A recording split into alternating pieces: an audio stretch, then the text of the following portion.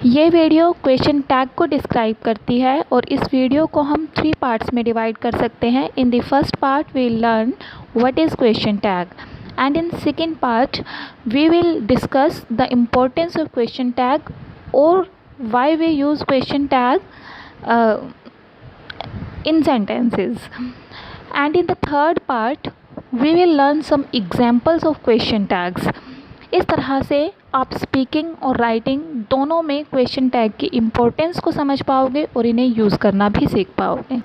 Tag questions को किसी भी स्टेटमेंट के एंड में ऐड किया जाता है ताकि स्पीकर अपनी बात को एम्फेसाइज कर सकें.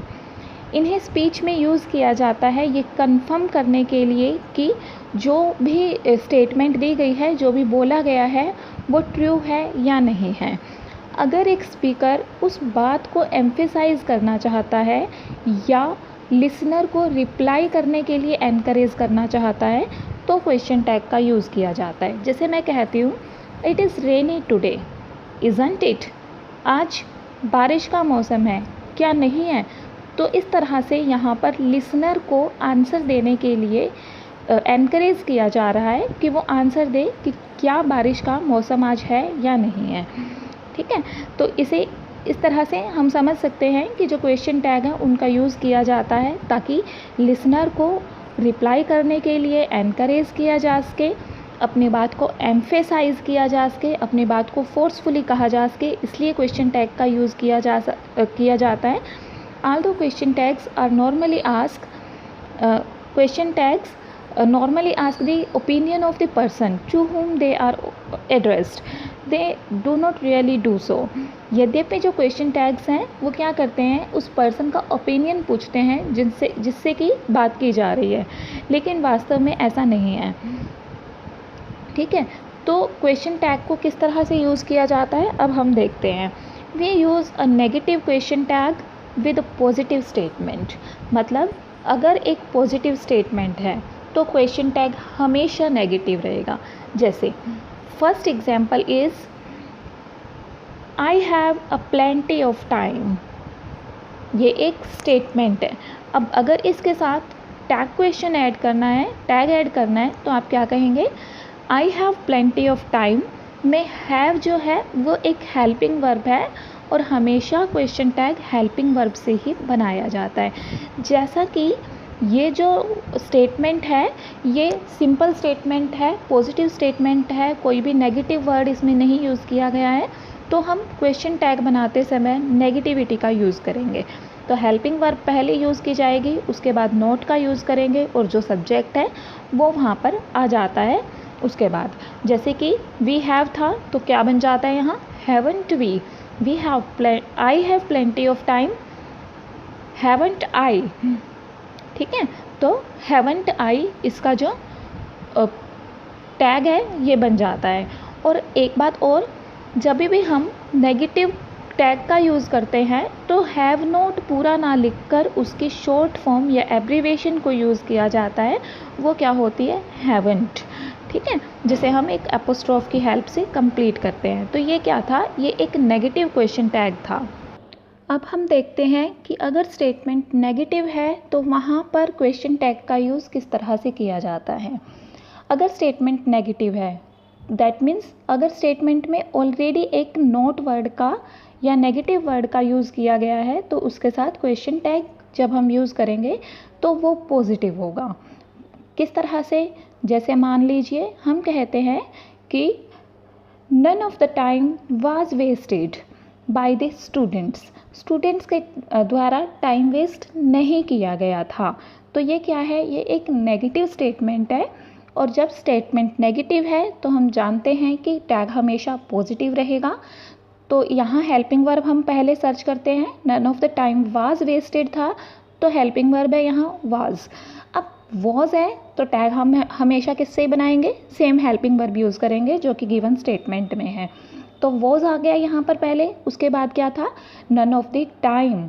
अब अगर नाउन है, ठीक है, जैसा कि टाइम क्या है, नाउन है, सब्जेक्ट में अगर टाइम का यूज़ किया गया, नाउन का यूज़ किया गया है तो हम नाउन को प्रोनाउन में चेंज करके टैग में यूज़ करते हैं. अब नाउन को जब हम प्रोनाउन में यूज़ करेंगे तो ये बन जाएगी इट। तो क्वेश्चन टैग बन गया was it. None of the time was wasted by students. Was it, students के द्वारा कोई टाइम वेस्ट नहीं किया गया था। क्या किया गया था? ठीक है, इस तरह से। नेक्स्ट है they did not like it. Did they, हमने एक सेंटेंस यूज़ किया they did not like it, वो इसे पसंद नहीं करते हैं। ठीक है, तो डिड दे, क्या वो करते हैं? यहाँ डिड हेल्पिंग वर्ब थी इसलिए हमने डिड को ही क्वेश्चन टैग में यूज़ किया और दे सब्जेक्ट था तो वो उसके बाद यूज़ हो गया did they. Because it was a negative sentence so we used a positive tag. इस तरह से आपने देखा कि पॉजिटिव टैग किस तरह से यूज़ किया जाता है। ऐसे सेंटेंस के बारे में नेगेटिव है, जो नेगेटिव तो होते हैं लेकिन वहाँ पर नॉट का यूज़ नहीं किया जाता, तो हम इन्हें सेमी नेगेटिव और डेप्रिशिएटिव वर्ड्स के द्वारा पहचानते हैं। ये सेमी नेगेटिव या डेप्रिशिएटिव वर्ड कौन कौन से हैं? ये वर्ड्स हैं little, few, hardly, scarcely, rarely and seldom. तो ये जो वर्ड्स हैं अगर ये किसी सेंटेंस में हैं तो सेंटेंस को हम नेगेटिव सेंटेंस में काउंट करते हैं।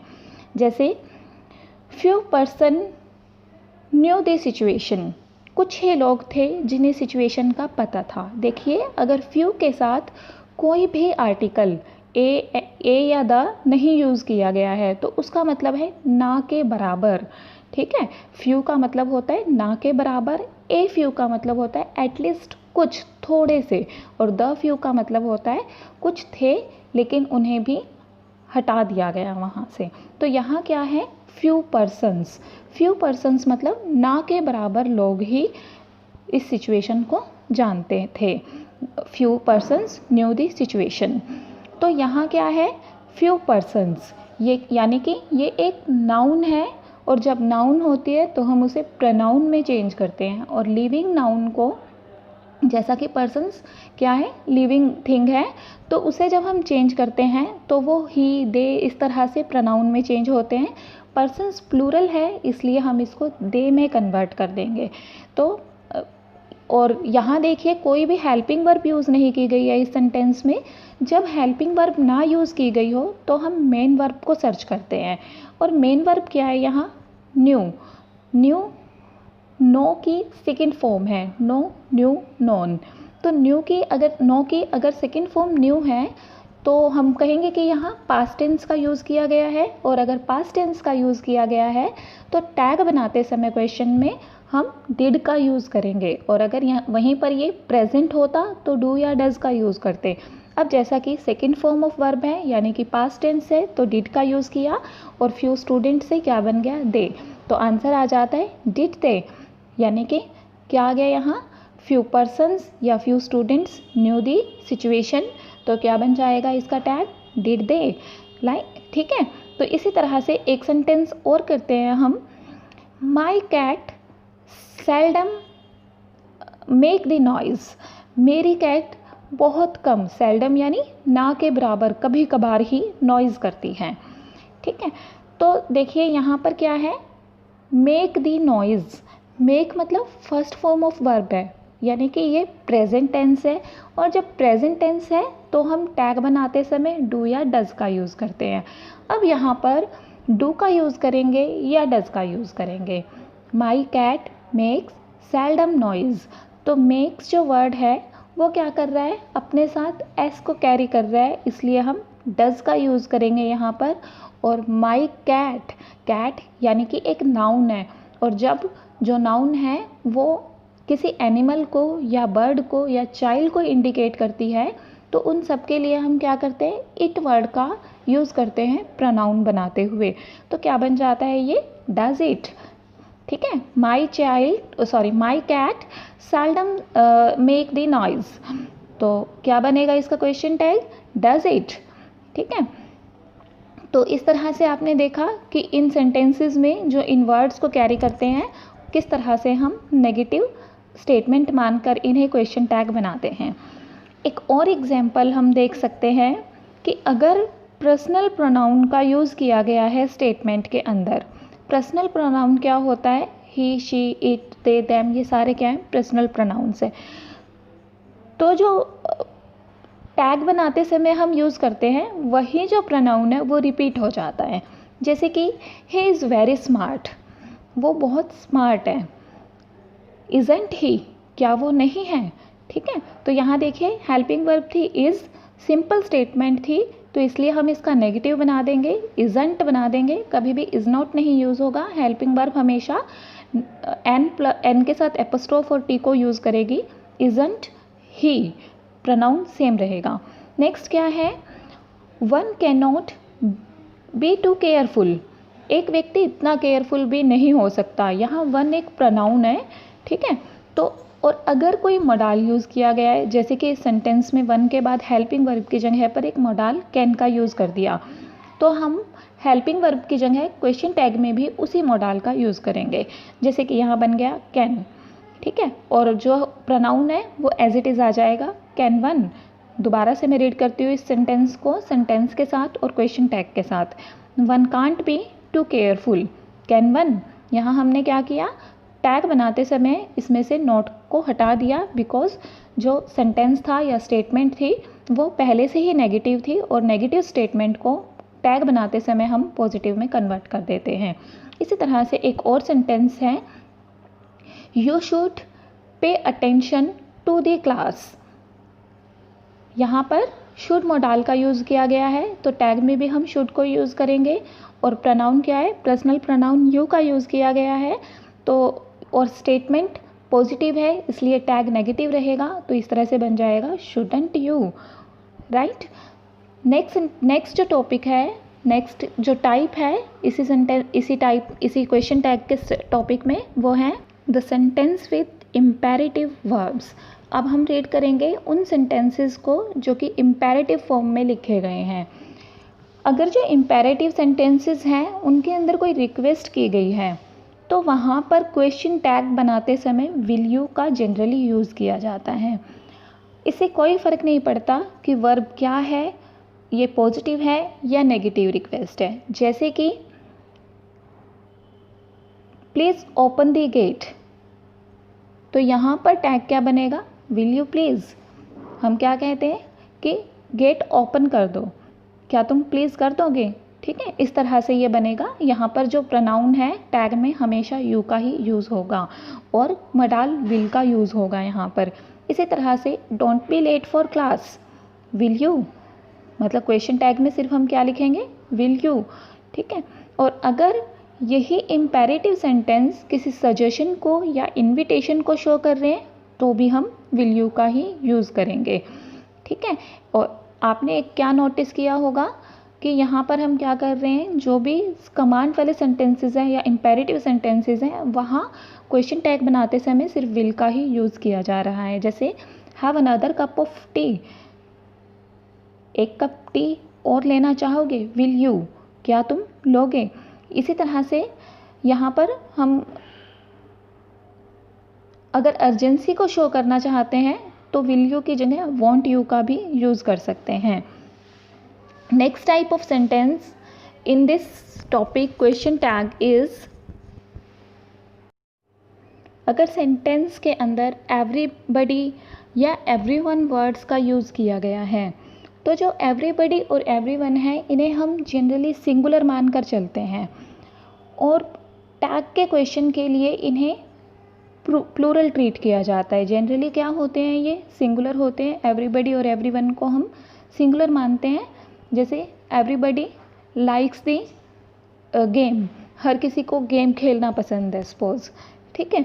बट अगर हम इन्हें क्वेश्चन टैग के लिए यूज़ करते हैं तो इन्हें सिंगुलर की जगह पर प्लूरल काउंट किया जाता है और जब भी हम इनको टैग के अंदर यूज़ करते हैं तो टैग के अंदर इन्हें यूज़ करते समय हम दे वर्ड का यूज़ करते हैं। जैसे एक एग्जांपल है, everybody can't come in first, हर कोई फर्स्ट नहीं आ सकता, ठीक है। जनरली हमने क्या किया, नहीं आ सकता, दैट मीन्स इसको सिंगुलर में काउंट किया। But remember when we convert it in question tag we will use it as plural, तो हम इसे प्लूरल के फॉर्म में यूज़ करेंगे, ठीक है। देखिए यहाँ पर मॉडल कैन का यूज़ किया गया हेल्पिंग वर्ब की जगह, तो क्वेश्चन टैग में भी हम कैन का यूज़ करेंगे, और एवरीबडी को हम पहले ही डिस्कस कर चुके हैं कि इसे हम प्लूरल मानकर चलते हैं, और प्लूरल मानकर चलते हैं तो किसी भी प्रोनाउन को प्लूरल में कन्वर्ट करते हुए दे बन जाता है उसका। तो यहाँ क्वेश्चन टैग क्या बन जाता है, can they. Everybody can't come in first, can they. Next is everyone cheered wildly, didn't they. Everyone cheered wildly, हर किसी ने वाइल्डली चीयर किया, क्या नहीं किया। तो या जैसा कि यहाँ चीयर्ड यानी कि सेकंड फॉर्म थी, पास्ट टेंस था ये, पास्ट टेंस के लिए हम डिड वर्ब का यूज़ करते हैं, डिड हेल्पिंग वर्ब का, तो यहाँ डिड का यूज़ किया गया। सिंपल स्टेटमेंट थे तो नोट लगाएंगे, और नोट को हम शॉर्ट फॉर्म में यूज़ करेंगे, डिडंट बन जाता है, और एवरीवन को दे में कन्वर्ट कर देंगे, डिडंट दे, राइट। नेक्स्ट क्या है, none of followed by a plural noun is also treated as a plural and takes they with it.